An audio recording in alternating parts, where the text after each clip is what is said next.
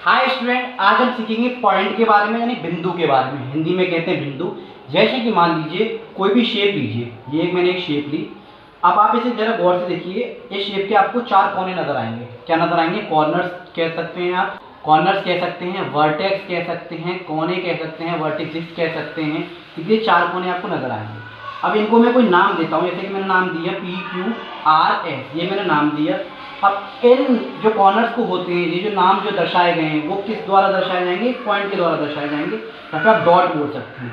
ये कोने जो जो नाम दिए जाएंगे, इन कॉर्नर्स को जो नाम हम देंगे, किसी भी शेप के अगर कॉर्नर हो और उन कॉर्नर को जब हम नाम दें, नेमिंग करेंगे, रिप्रेजेंट करेंगे उन्हें, तो उन्हें पॉइंट द्वारा करते हैं। ये एक तरह से एक डॉट होता है, इस तरह से बनाया हुआ डॉट होता है, जिन्हें हम चाहे किसी न किसी नाम से रिप्रेजेंट करते हैं। तो अब आई होप आप लोगों को समझ में आ गया होगा कि किसी भी शेप को, जैसे कि मान लीजिए मैं एक शेप लेता हूँ, ये एक शेप है, ये इसके कोने हैं। इनको अगर मुझे रिप्रेजेंट करना है, कोनों को रिप्रेजेंट करना है, तो इन कोनों को, जो इन कॉर्नर्स को रिप्रेजेंट करूँगा, मैं पॉइंट द्वारा करूँगा। मैं इनको हम कोई ना कोई नाम दे देते हैं, जैसे कि ABC।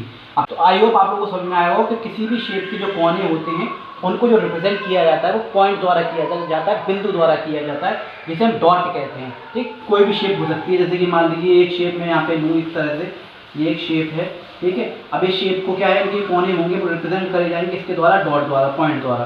ठीक है, अब इनको आप नाम दे सकते हैं ABCD और ये E। और एक बात हमेशा याद रखिएगा, ये हमेशा कैपिटल में ही लिखे जाते हैं पॉइंट। तो आई होप आप लोगों को समझ में आया होगा। किसी भी शेप के अगर कोने हों और उन कोनों को हमें रिप्रेजेंट करना हो, दर्शाना हो, तो हम जो नेमिंग करेंगे, उन नेमिंग को जो हम पॉइंट द्वारा, बिंदु द्वारा दर्शाएंगे। ऐसी वीडियो देखने के लिए प्लीज़ लाइक शेयर सब्सक्राइब।